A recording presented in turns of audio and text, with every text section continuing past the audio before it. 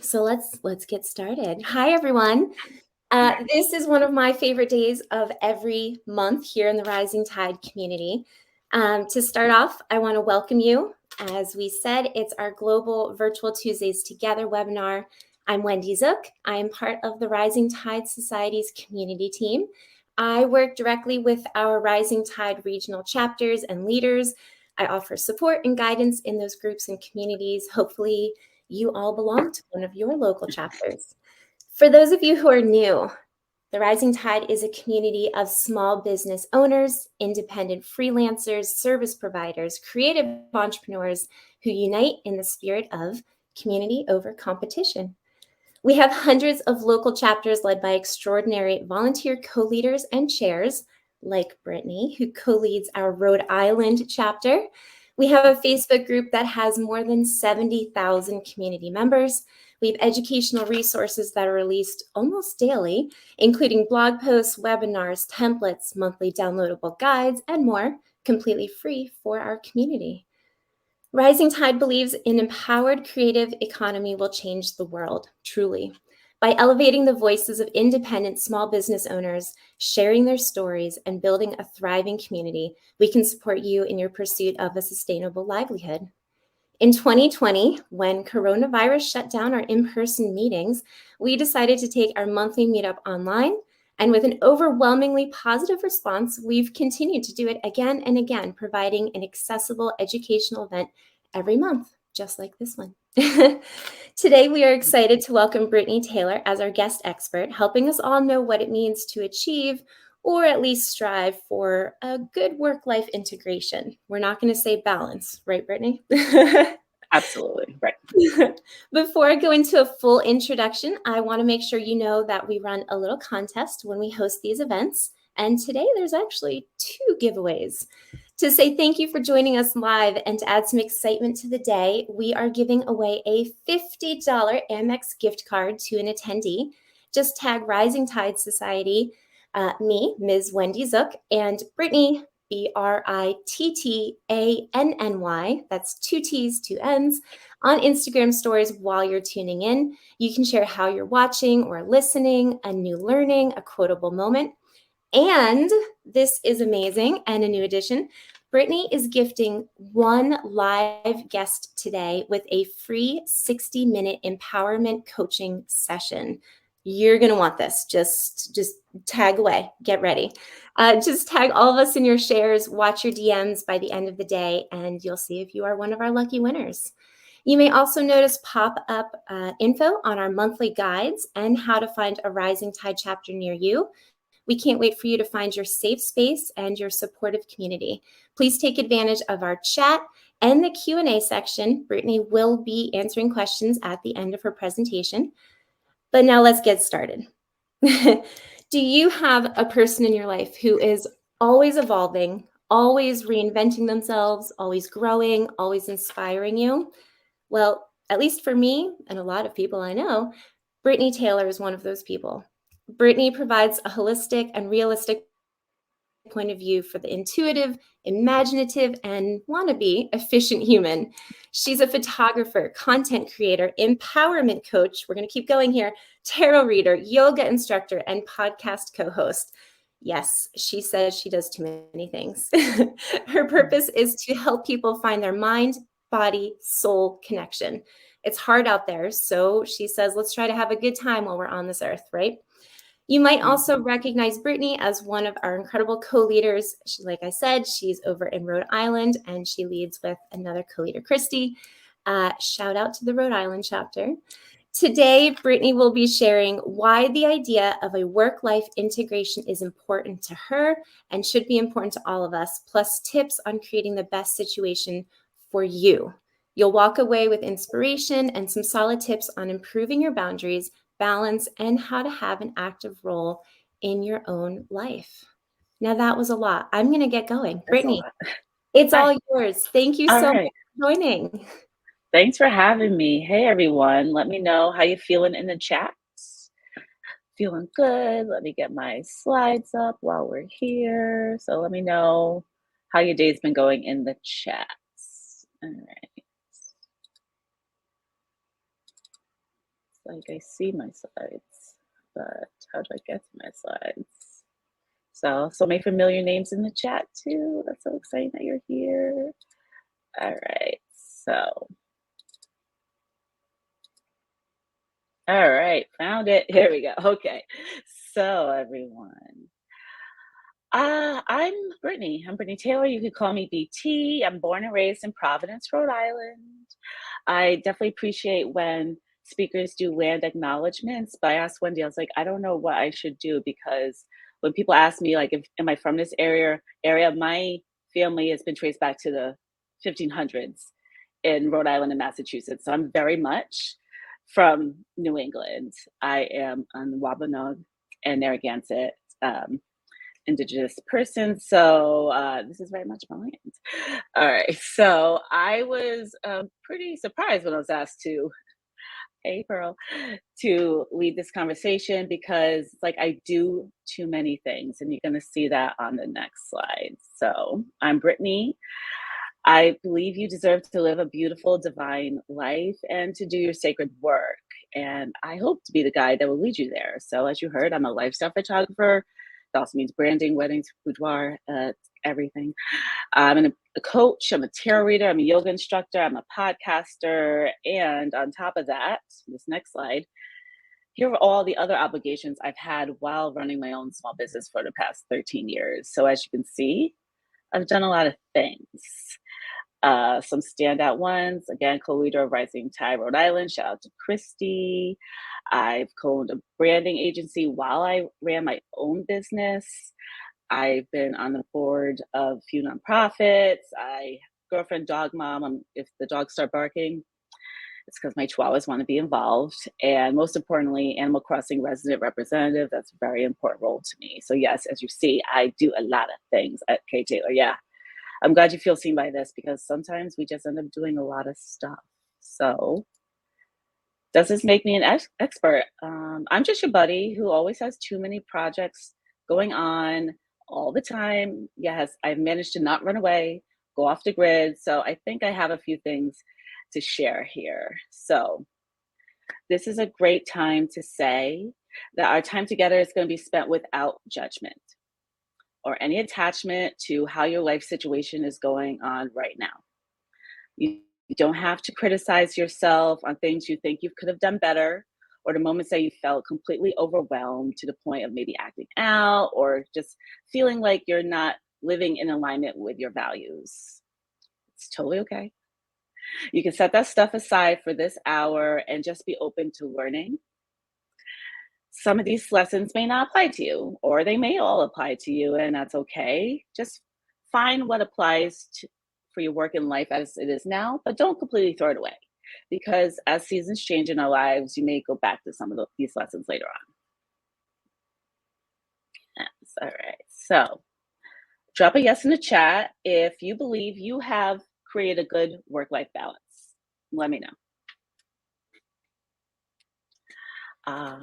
I even had a blog once called Work Life Imbalance because I just did not have that and it seemed completely unattainable to me. So let's see. I'm seeing not much action in the chat, so I think everyone has a great work life balance. Okay, I'll just turn this off then. Okay. Okay, there you go. All right. Work in progress, definitely. I know it definitely is a work in progress. We try to do our best with what life hands us. So I wanted to start at the beginning. Yes, theoretically, yes. In practice, no, exactly. And I feel you on that one. So let's start at the beginning. What is work life balance? So the definition is work life balance is the lack of opposition between work and other life roles. It's a state of equilibrium in which demands of personal life, professional life, and family life are all equal. So, allegedly, this is supposed to work, but I don't think it really does because we have to remember that balance and equal are not the same thing. A healthy personal life and a successful career, they are moving targets. They're never going to be at the same level. Maybe you will catch them at the same level for a day, a week, a month, but they're always going to change. So we have to be comfortable with knowing that just because something is out of whack right now, it doesn't mean like it's going to be like that forever.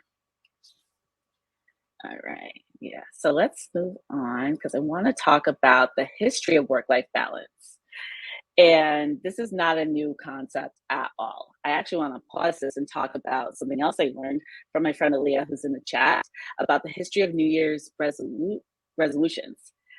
They started back actually 4,000 years ago, a long time ago in ancient Babylon. The Babylonians have said to have started the tradition during Akutu, which is a 12-day New Year celebration. It then carried on into ancient Rome. Julius Caesar introduced a new calendar in 46 BC, which declared January 1st as the start of the year. The date honored the god Janus, a two-faced god who symbolically looked back into the previous year and forward into the next year. So Romans will offer sacrifices to Janus and make promises of good behavior for the year ahead. So I wanted to bring this up because this stuff is ingrained in us for years. It's throughout history that we have learned that we should work harder or be better, or just be better humans all along. So it's just nowadays that we're learning that we are not just working machines and we do deserve to have a better life experience. So back to the history of work-life balance. I know I'm looking at the chat. I was surprised too, and not surprised all at the same time. So up until the 20th century, it was common practice for blue-collar workers to work 70 to 100 hours per week. And it was in 1817 that a Welsh manufacturer and labor activist Robert Owen coined the phrase 8 hours labor, 8 hours recreation, and 8 hours rest. But it hit the mainstream in 1920 when Henry Ford made the 9 to 5 workday mainstream because he saw his workers were more productive working shorter hours. Who would have thought? Okay. So the 40-hour work week was enshrined in US law in 1940. But the phrase work-life balance actually came about in the 1980s in the UK with the women's liberation movement who were advocating for flexible schedules and maternity leave. Feels like we're still working on that part. Just one sec. So let's fast forward to now. What do employees want? The employees want the capability to have flexible hours, the chance to work from home, a 4-day work week or a 4-hour work week if you're Tim Ferriss, the ability to rest when needed and take time off for themselves and for their family. So drop in the chat if you have a job outside of running your small business. I would love to know. The reality is employers are having people come back to the office, even when multiple studies have shown that working from home produces way better results. Employees are now working overtime, or they're tethered to their phones, they're experiencing burnout. I've also noticed that since this change, more tasks and more obligations have been put upon workers that is not in their job description since everything happened in the past couple of years. All right, cool. So, but what about, we have a lot of studies talking about the employee-employer dynamic, but what about when we're both the employee and the employer? Okay, so we get it. Work-life balance is a lie. Definitely, yes, Katrina. You can definitely work more without the 9 to 5. I've noticed that throughout my years that I tend to get more done when I'm in control of those hours. So, okay. So, work-life balance is a lie. What now? So, I'm glad you asked. Work-life integration is now the way to go. So, what's the difference? Remember at the beginning when I said that balance does not mean equal? Society's definition of a work-life balance has turned into striving for an equal amount of time and energy to all facets of your life. So before I go on, I want to talk a little bit about burnout since that is the theme of the month. My girl Christy sent me a TikTok that from a psychologist who studies burnout, and she said that it takes 3 to 5 years to recover from burnout. So just leave you with that. That is a lot of time. And that's for people who realize that they were burned out. What if we're still trudging through, working and doing our best while still being burned out? That's a lot of time that we have to recover for. So I want to read something to you from the Harvard Business Review. Crafting and sustaining a multifaceted identity is challenging for today's workers and their organizations. The greedy nature of our work, asking us to work more hats, to always do more, always be on, combined with the demands of our personal life and social pressure to be on and focus on just one thing, means we need to learn how to manage our portfolio or different identities with expectations that comes with them. So following work-life balance best practices left many people feeling unfulfilled, or created more stress as they failed to achieve, I don't want to put quotes around failed, to achieve balance, given how much time they had to devote to office work, meetings, commutes, travel to be successful at their jobs. Focusing on the idea of integration helps employees identify what's important and then create unique career paths from there. So, integration is flexible. It's give and take. It's whatever you need it to be, and whatever that is that works best for you. So, this is your chance to create the life that you want. No pressure.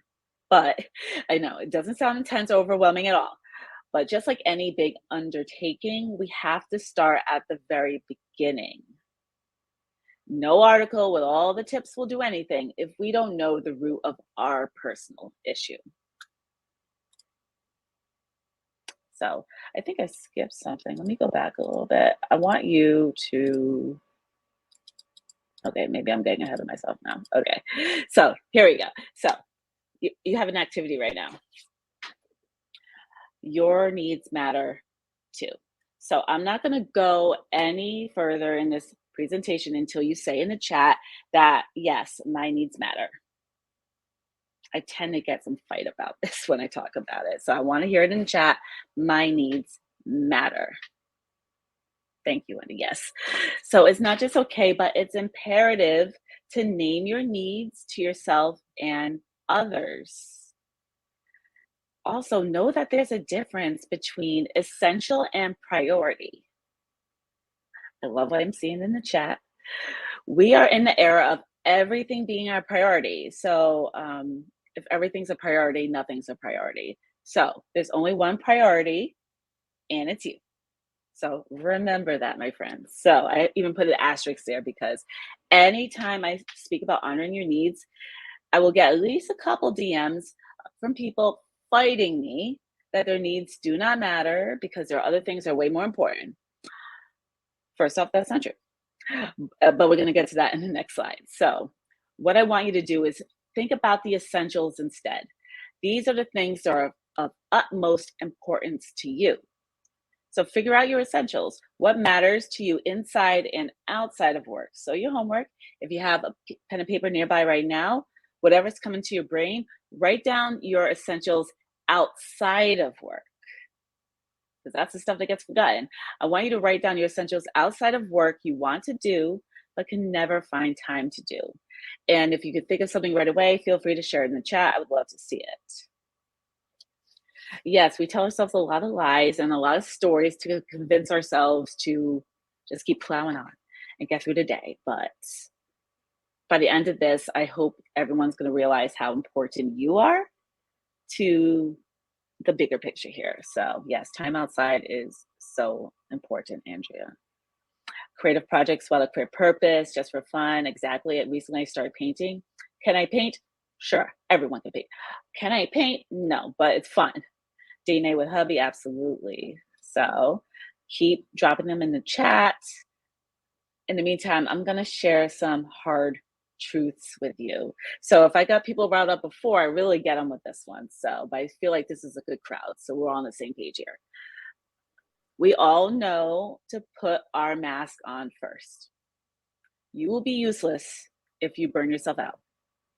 Just flat out.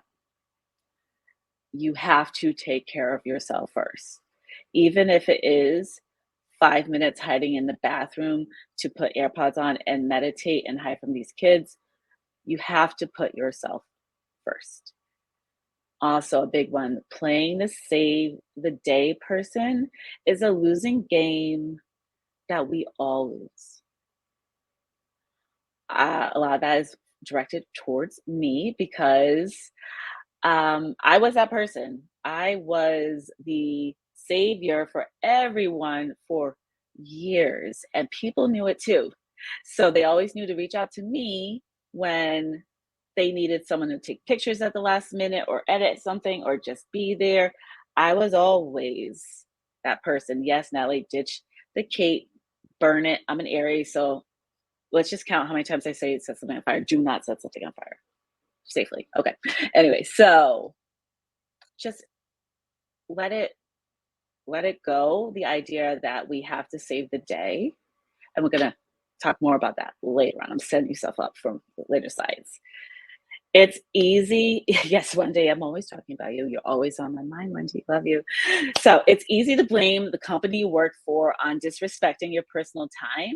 But when you're your own boss, it gets a little crappy. You don't know what's going on here right now. So listen, I'm my own worst boss. I forget to pay myself sometimes. It happens, but I'm working on it. You have to put yourself first.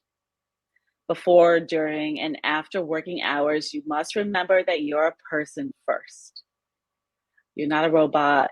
You're not just a working machine. You're not just someone's partner. You're not someone's mom or parent. You're not just a friend. You are your own person who has all these identities. So remember about you first. The more you know who you are, you will know more about what you truly need. So I have this quote: until you make the unconscious conscious, it will rule your life and you will call it fate. So again, like we think all these things are happening to us. And it's like, well, we do have to remember what is my part of this as well. So learn how your brain works. This is a big one. It's a big one for me.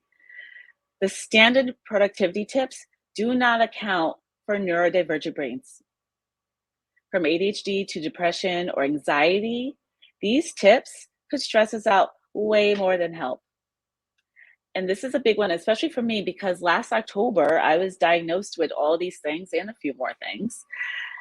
Yet I was the person who drank up productivity content to the point that productivity videos on YouTube was my procrastination.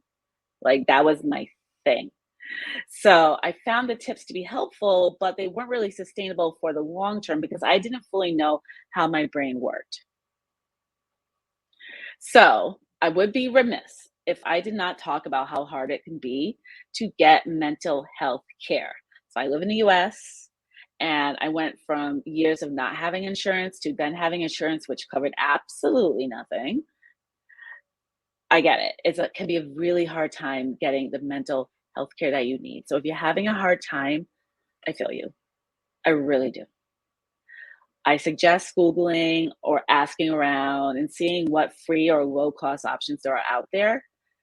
Listen, if I could leave y'all with anything at the end of this, it would be like Oprah's favorite things. I'd be throwing out therapists left and right, but sadly, I can't do that. So please, yes, Rachel. I've noticed a lot of people, I don't know your age, but I'm in my, yes, BT's favorite thing. See my ADHD in this chat? It happens, it kicks in. So just knowing that about myself, I don't get too hard on myself.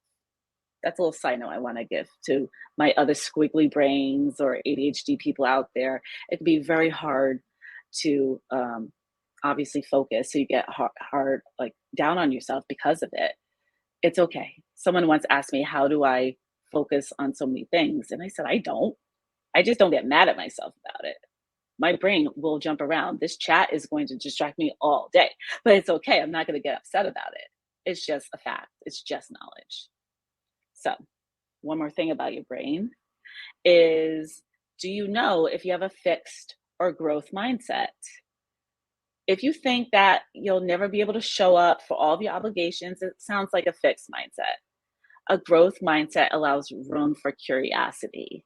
So curiosity is the thing I want you to hold on to as you go forth in figuring out what work-life integration looks like for you.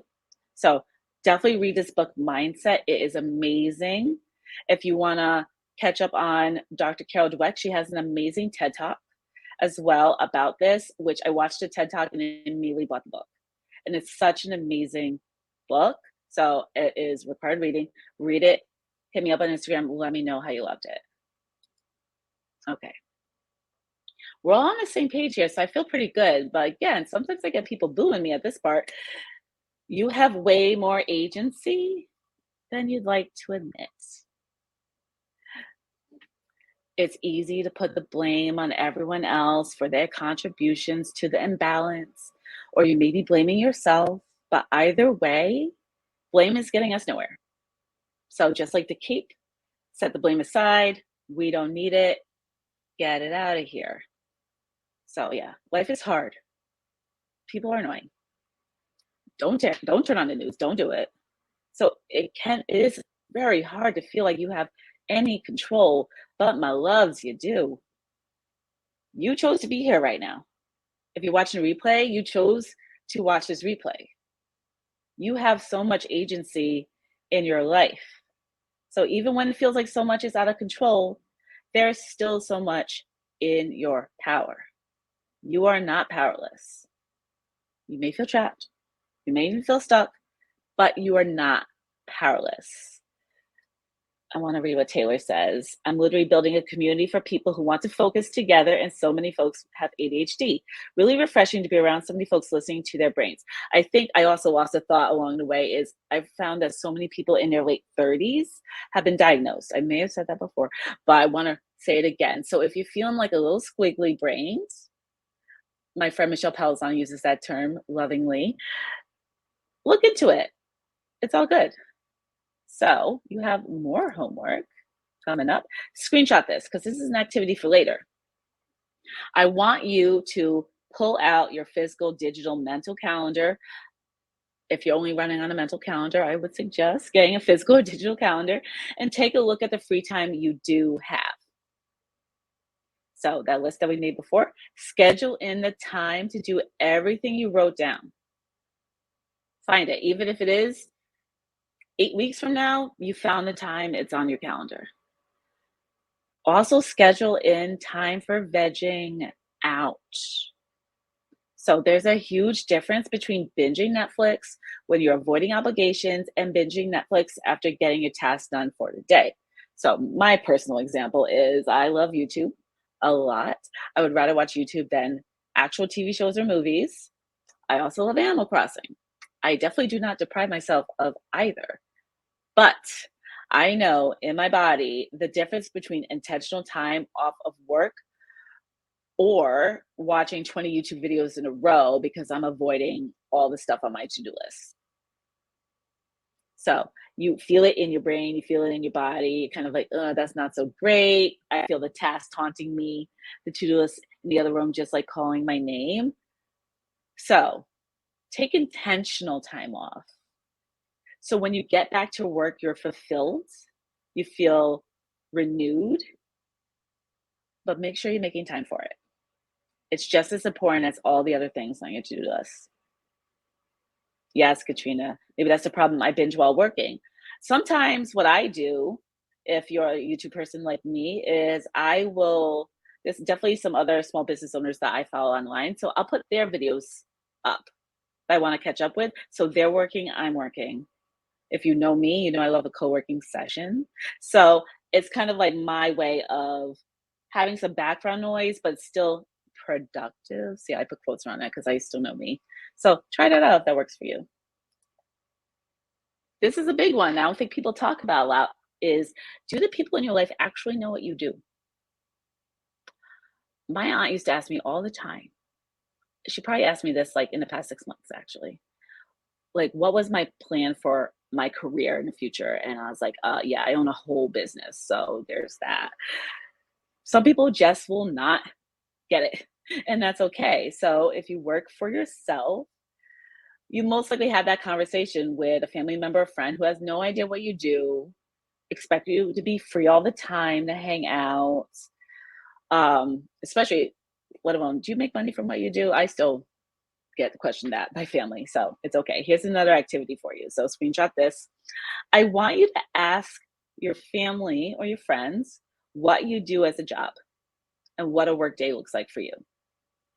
So there's a little bit more to this. So you have to get the timing right. The other person could feel attacked if this is brought up at a particular time, like an argument. So make it a lighthearted thing over dinner, especially if you have kids or older folks who have no idea what you do or really don't even care what you do. Let them know what's going on. So, grandma always wants to talk on the phone now, and she doesn't care that you're playing around on your computer. Let people know what you actually do, especially like getting them to mirror it back to you. Maybe let you in on some information of how maybe you're not really explaining what life looks like for you. And this is a great time to share that together as a unit so it doesn't feel like you're constantly repeating yourself that you're busy all the time over and over and over. This is also really great if you do have kids because they get to watch the adults talk about showing up for you as you work for yourself. So I don't have kids, but I was once a child, and it would have been really nice to have seen that behavior modeled for me. Because remember, these kids are smart. We're going to talk about kids later. Once they see you modeling the behavior of having these conversations of how important your work time is, how important your free time is, they're going to start learning from a very young age to respect that. Okay. If my newsletter link isn't working, if you go to my website, there should be a pop-up. So check that out too. I absolutely made the newsletter link 20 minutes before this talk, so that could be a reason why it's not working. All right, let's move on. Now again to the good stuff. All right. Communicate your boundaries and your non-negotiables. So on those listicles, you always have share your boundaries. I'm like, okay, that's great. But the whole point of this again is like, if you don't know the basis, like where your starting point, you can't really communicate a boundary because we don't know what we're working with. So maybe now going through these activities, these exercises, you'll have a better idea of what your boundaries are. So how many times have you had a similar conversation? I know I've had this with some of my clients. So the client's like, my partner always leaves a mess in the kitchen. And when he does clean, he doesn't do a good job. A clean home is so important for me to work at home and for my mental health. So I'm like, okay, cool. Did you talk to him about maybe doing a better job since this is very important to you? And the client says, no, I don't talk to him about it. I just clean up on my own and like maybe I'll like blow up on him later about it. So I'm like, oh, that's great. That's sounds like a great plan. That is a choice that you made. Okay, cool. So let me know in the chat. Again, no judgment here. It's a safe space. Have you been in a similar situation before? I will admit I am that person because I need a clean space and I'm the better cleaner in the house. Let's just put it that way. It's okay. So let me know if you've been in a similar place. Christy has happened. So we know everyone else's faults. My kids always, my partner never, my boss is fill in that blank. Tell the people in your life what you need from them and let them do it. This is the big part. Let people in your life prove you wrong. Give them the shot to show up for you. I don't think I've seen any other place when it comes to boundaries actually talk about that part, because when we think boundaries, it's always coming from like a I wouldn't say a guarded place, but a place of like we're already in a situation and like we're trying to get out of it. A boundary is just, these are the things that I need. Everyone else has boundaries. You can have them too. So let people in your life prove you wrong.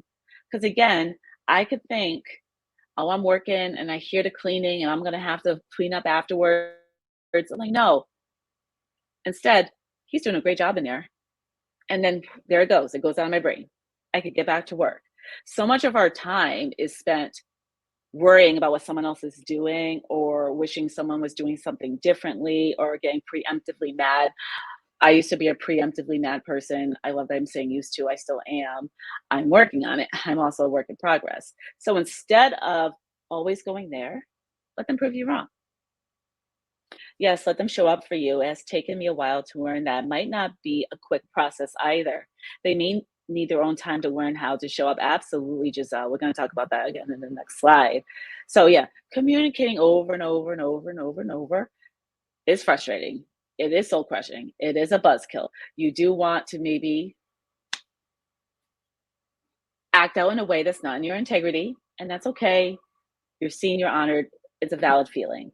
But sometimes it is the only way to get your needs across, which leads to, oh, I have so many slides. I don't even realize it. Okay. So when people don't enforce your boundaries, you are teaching people to disrespect your needs. And these are like big words here that come with a lot of feeling, but let's just look at it as neutral. This is just information, it's just data. So when you're not enforcing the boundaries, they're not going to work. So you could say, I saw you didn't do what you said you would do, and I'm really bummed. I have a lot on my plate, and you taking the lead was really important to me. I really need you to do what you say you're going to do. If they're a person who cares about you, and like pretty guaranteed that they are, they will most likely apologize and try harder to commit to their word. So just because one moment was bad or two moments were bad, give them the chance to show up for you. Shelby says, yes, I tell my clients all the time it may be frustrating to feel the need to repeat your needs and boundaries, but they don't know how to set their own boundaries or state their needs for themselves. And you're helping them, and most importantly, you. Yes, Shelby, that's amazing. That's exactly it. So as you're finding out your own boundaries, people around you are going to start figuring them out as well. You're modeling that behavior for them. So we have to learn how to reframe. So when you finally find yourself confidently making sure that your needs are met, it'll be much easier for you to return that to others. The reframe is going from anger or resentment to care and compassion. So going immediately into the negative is easy, like we just talked about. So we have to train our brain to look at the situation with no attachment. My partner still isn't doing what he said he would do. He doesn't really care about me. Or my partner still isn't doing what he said he would do. I wonder what's happening there that is preventing him from handling the situation. Christy says, my problem is I always want things done right now instead of respecting them and waiting for them to do that. That is the biggest problem for me, Christy, in my household. I count how many times I say I'm a work in progress, because we all are. I always want things done now, immediately. And if I find that my partner is taking 8 minutes too long, I will have something to say about it. So I'm learning how to reframe the situation in my head. And it's like, oh, I wonder what's happening with him right now. So we have to remember also, people think about themselves way more than thinking about you. It's true. Even your partner, your family, whoever is really close to you, they're always thinking about themselves more than you. They're even thinking about you in relation to them. So, and think about it, you're thinking about yourself way more than you're thinking about other people. And you're thinking about them in relation to you. So it's okay to remind people of your needs. Again, you may feel like you're nagging, but the reframe for that is, why do I constantly have to repeat myself? Thinking of it that way, maybe it's time to have a conversation to learn together to keep your needs and theirs top of mind. That's a big thing. So I'm going to sit here with a minute. If anyone has any comments about that, let me know, because reframing is going to be the thing that's probably going to save us in most situations in life. It's natural for us to go to the negative. It's just human nature. And I'm not saying be toxically positive. If you know me, I'm not that person at all. I'm quite a realist, actually. So that's why I look at things as neutral. Okay, this is what's happening right now. Let's figure out why. so we don't get to the point of a fight or just doing it on your own and holding resentment. So remember, I'm going to say it again. This reframe is going from anger or resentment to care and compassion. But these kids, though, all right. I know this is part for all the parents been waiting for this part. Again, not a parent, but my co-leader Christy is. So she shared a lot of her input on what it's like being a mother who's worked, owned her own business, worked from home the entirety of her kid's life. Shout out to Emmy. Tell her that Gigi misses her. So listen, I know it. Kids can be tough. Flat out. End of story. But they do what they want. They're smart, even the littles, like just smaller humans who haven't been on this earth long enough. So they're learning from you again, how at a young age, how to respect boundaries and how to learn and even reframe for themselves. And that's setting them up for success later on in life. So listen, all children have different abilities and capabilities. Your kids naturally want to be included. So you have to divert their attention from being clingy into being helpful. So another activity for later. And you know what? Even do this with your partners too. They can be annoying too, so it's okay. So set up a routine and stick to it. Have your family be a part of planning your schedule. It's another chance to remind your littles and other people in your life what you do and even schedule in time for them to help you with your job. So here's some examples that Christy gave. So can your kids help you with making a reel or content? Can they hold your phone? Do you want to showcase them? Can they learn to dance? I actually knew one kid who got to be a really good photographer because he was always taking his mom's outfit photos. So you might have a photographer in training there. If they're in the baby wearing stage, you can wear them while you work and get stuff done. Listen, if I could wear my dog, I would. Reflecting on that, that might be a terrible idea. So I'll revisit that later. If you have a physical product, give them a little project to do. Maybe they can wrap up something. If you're a florist, they can make their own little arrangements. So there's so much that you can have your kid do. If you're a photographer, I know there's a lot of photographers in the house. Let them choose a photo to edit, and you can show them how to do it. Maybe eventually you have your own little editing assistant. That sounds cool to me. Speaking of family, though, taking care of a sick family is so time consuming and emotionally, mentally, and physically draining. You are allowed to put work on the back burner if that is available for you. You are allowed to ask for help. In such a demanding time, you have to make sure you are physically and mentally at your best so you can be there for others as well as yourself. There are going to be seasons of your life where something happens, something sudden, other things will take precedence, and that's okay. But you have to remember to take care of yourself. So, my last slide, final thoughts. If only finding your ideal work life integration was as easy as the listicles you find on BuzzFeed, is BuzzFeed even still a thing? I don't know. It will take time for you to find the systems and structures that will work best for you. The more you learn about your desires for integration, the easier it will be to create the life you want. But remember, just go with the flow. Things will inevitably change. Routines will go out the window. It's okay. You can always get back to it when you're ready. So I think it's time for questions. And I know we have a lot. So I'm going to try and get to as much as I can. So, how's everyone doing so far? Did any of this resonate with you? Let me know in the chats. All right, so let's pull up these questions. Okay, we had a lot of questions come in. But first, yes. How do you recognize the early signs of burnout before you've been engulfed? Burnout is one of those things where I feel like, and I'm not a psychologist, not a therapist, just want to say that, it's almost like you don't realize it until you're too deep into it. If you realize that you're very tired, you're getting very irritable, your brain is getting very foggy, maybe you have this loss of appetite. Again, I'm not a doctor, but check in with yourself. Have a moment where you, again, if you have to hide in the bathroom, go ahead and do it. Have some time alone and reflect on the tasks that you've had, the obligations, were you taking on other people's projects?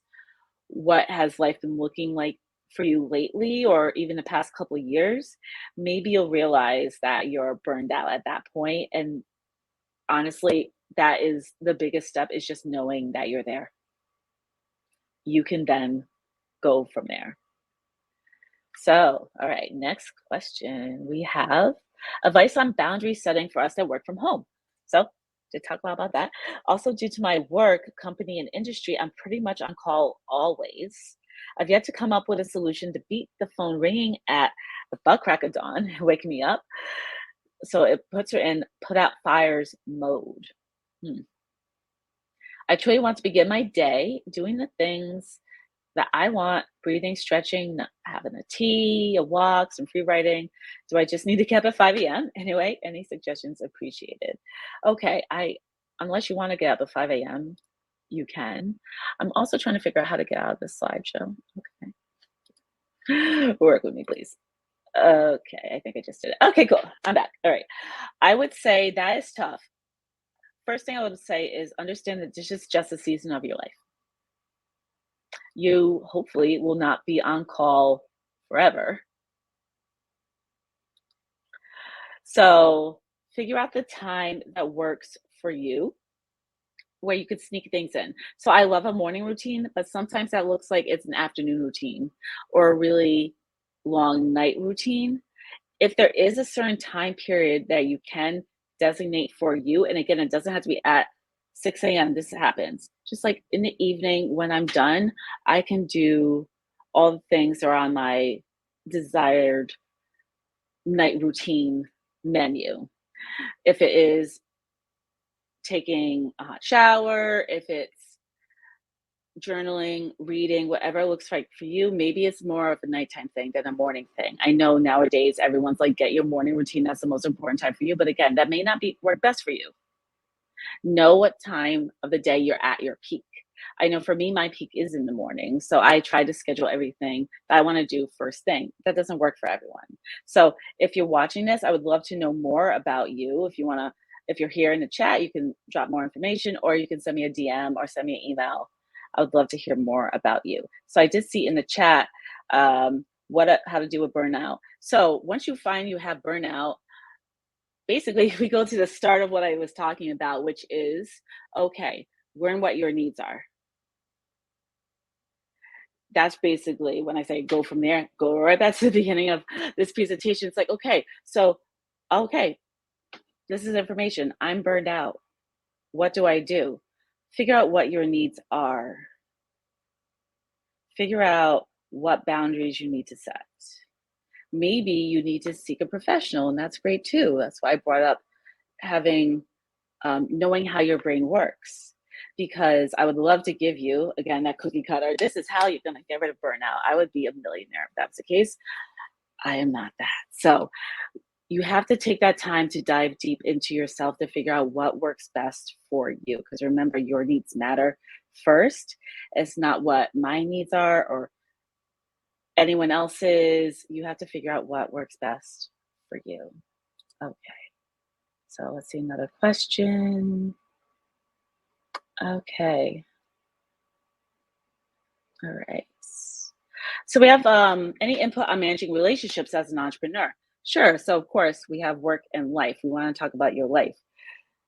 Always let people know how my schedule works because work from home and a lot of the people I know also work from home. There is a good chance that I can talk to them throughout the day.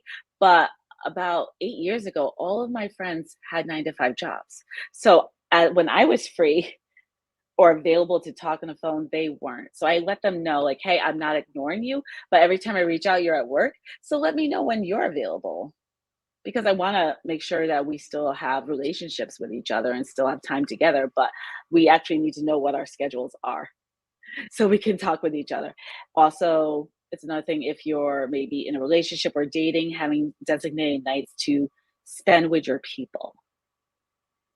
That's so important. Remember going to schedule in all the activities that you want to do, all your essentials. You have to schedule it into your calendar. That's most important as well. Okay, we have another one. Best ways to combat burnout when you can't just peace out and take a super long vacation or break. Amen. Yeah. I never really taken the vacation. So, yeah, that's a good thing. So, combat burnout is, again, going back to hopefully you make the list and do all the activities that we talked about today. So, what time can you schedule in that you can say, this is a no go, like I'm done? Like, I know some people that are like Fridays. I do not work on Fridays, and they schedule their time accordingly so they can get what they need done during the week. But again, we still are going through these activities of what are those things I want to do. So a lot of people will take that vacation and they don't know what to do with themselves because they really don't know what they want. So I'm always going to repeat, go back to finding out what is going, what are the things that really light you up, what you're passionate about. And maybe that is, I just need Fridays off. I need a 3-day weekend, or I need to cut off working at 4 p.m. so I can be there for my kid. That's going to look different for every person.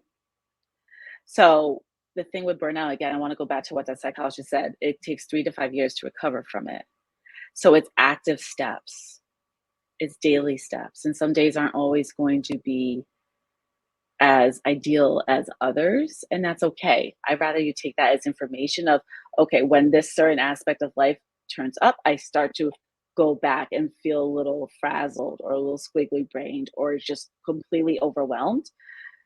I want for you to journal on that and find out what looks good for you as a break. Because sometimes people will peace out and go on vacation and come right back to the exact same mess that they left. So figure out what looks good for you as a break. I think for me, I would love to have Fridays off. So I schedule my life accordingly. And of course, things always change and come up. I'm always working, then cleaning or this or that. But as long as I know my schedule, I want to show you something. This is a giant post-it I wrote once of ideally what I would like to be doing in a day. You can do this too.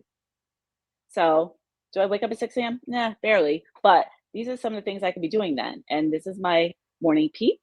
And I know this is going to be my chill time. And then I could do the passive work and finalize any tasks for the day. This is something you could do just on a post-it, a giant post-it if you have one in your notebook. Figure out what you want your days to look like. So you have, again, you're not powerless. You have that control. Okay, I want to look at the chat because I'm glad that people hearing this doesn't make me feel so bad. I burned out about 2 years ago, and ever since I have been struggling to find my bearings. Hearing this makes me feel like what I experienced and how long it has taken me to get back is normal. It's incredibly normal. It's incredibly normal. That's the thing I want everyone to really take from this, because again, I'm not a therapist. Maybe 10 years from now I will be. Maybe I will focus on burnout. I would love to actually, because this is a really serious thing that I always say this about so many things, is we were never meant to know better. The fact that I didn't bring up capitalism once is like a small miracle, but we were never meant to know that we are more than just work machines. If we're socialized as a woman in this world, we were taught very specific things. Even if your family never said it to you, the world around you said it to you. We are ingrained, so much stuff that we really don't want is ingrained in our souls that, yes, Christine, we are going through a pandemic. So much is happening to us. And that's why we've seen such an uprising in so many different areas of life, because we're finally seeing like, oh, wait, there's more to this. There's so much more to life than what I thought it was. So that is such a big thing to remember, because we'll feel a little bit less messy, because sometimes we just don't have the words for how we're feeling. It's because we weren't supposed to know the words. We weren't supposed to know that we had a chance to say, no, this isn't working for me anymore. So give yourself so much grace in this process. It's going to look different for every single person. So maybe it is getting a therapist or a specialist or a coach that works only with burnout, or maybe is reading the books, or maybe is scheduling that time for yourself. It's going to be different for everyone, but know that it's not going to be overnight. There may be moments where you feel like you're falling backwards, and that's okay. Exactly, Kate. There's more to life than hustle. Absolutely. If I will leave any one last tidbit for you, and I found this to be very helpful for me, is think of it as, okay, you're trudging along, you're doing really good, and then you had a setback and you're like, oh God, I gotta start over. You don't have to start over. It doesn't mean that what was happening wasn't working for you. You just hit a roadblock. So think of it as a save point, like in a video game. You reach a level, you reach a certain point of the game, and it saves at that point. So if you find that you fail a little longer on, you don't have to start the game completely over. It feels like a lot of us resort to that, like starting over completely. Well, the routine I set didn't work. I have to make a whole new one. Or we were doing good with the boundaries. It doesn't working anymore. So I have to start all new boundaries. Like you don't have to. You just go right back to that save point. And again, go from there. Just keep going forward. Maybe you can reflect on what happened and see where things maybe went awry. Just think of it as information with no attachment and no judgment. This is just information for you to have. So when you move on and go forward, because you will, you have those things in your toolbox. Okay. See what's going on in the chat. We're almost done. I don't want to like keep everyone here for. Can I share some of my YouTube recommendations? Absolutely. There's Michelle B with a U. She does great videos about creating your ideal life with schedules and systems, more with systems. I love systems, but this was not a systems workshop. It was about work-life integration. She's fantastic. What I would do, Lindsay, and whoever else wants to know YouTube recommendations, if you're a YouTuber, DM me on YouTube. Not on YouTube, on Instagram. DM me on Instagram. I will send you all the links because I'm obsessed with YouTube, and I will direct you wherever you need to go with whatever content that you need. So, okay. Anyone else have a last minute question? Okay. Anyone else have issues with past trauma and how it affects you as an entrepreneur and boss coworker?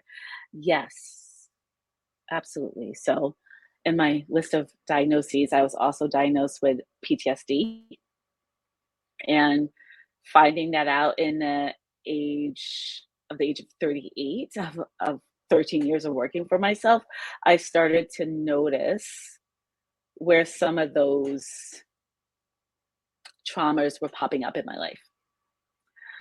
I definitely spoke about it with my therapist and with other coaches, but I would ask for you, Jody, to journal on it of what specific moments, maybe if a customer is speaking to you into it in a certain way, or if a client is getting a little too rough or a little too bossy themselves. Because we also have to remember every client we have is our boss. Essentially, we went from, I'm gonna work for myself, I'm my boss. No, that everyone's my boss now. So yes, Jody, definitely childhood PTSD is a real thing. So think about what those connections are. And again, I'm going to leave you with a million things, but no judgment. It's just information. This is just knowledge that you have now. So when you find that maybe a client, to use that example, is going a little too far, you have those tools in your toolbox to respond in kind. That's a really big thing I want everyone to realize is there's going to be something that happens that you realize like, oh, wait, I didn't know that was going to bring me back to when I was 9. It happens to the best of us. It's okay. There's no need to judge yourself for it. And Jody, please send me a DM if you want to talk more about that because I would love to. Wendy, where are you, my love? I'm always lurking around a corner. I love you. Oh, Brittany, this has been absolutely amazing. The chat is just really inspiring. I think you've touched a lot of people. I think you've made a lot of people think about next steps and how they can change some things for the better. And I'm just, on behalf of all of us, thank you. Thank you for your wisdom and just this fresh perspective on something that's been around for thousands of years. Forever. Who would have thought? Yes, it's my pleasure to do this. It's really important. And as say with all my clients, no matter what fast I'm working with them, like this is just the beginning. We have to start somewhere. Yep. So this is where we start. And you're not alone. You have a bunch of people in the chat that are on the same journey as you. So if you know each other, find each other on the internet, if y'all want to drop your Instagram handles on there, go off, make some friends. But yeah, it's just the beginning. And do Brittany's homework. That's good, Do the good work homework to do. and hit me up on Instagram. Tag me if you want to show me your journal. Oh, I would love that actually. I love journaling. Everyone knows that. So if you take a picture of your journaling setup, tag me in it, please. I will be obsessed with that. So that's more homework for you. Done. Who's going to do it first? Go.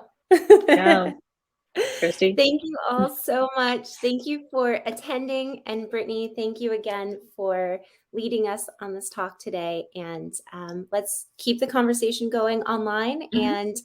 And we're just so grateful to have you all in our community and in this hour of inspiration. So Yeah, that's thank you. fantastic. And I can't wait to talk to whoever wins my Yes. session. Yes. Stay Ooh. tuned. Watch your All right. DMs tonight. Keep sharing. All right. Keep sharing. All right. Thank you, everyone. Have a Thank you great for being day. here. Bye.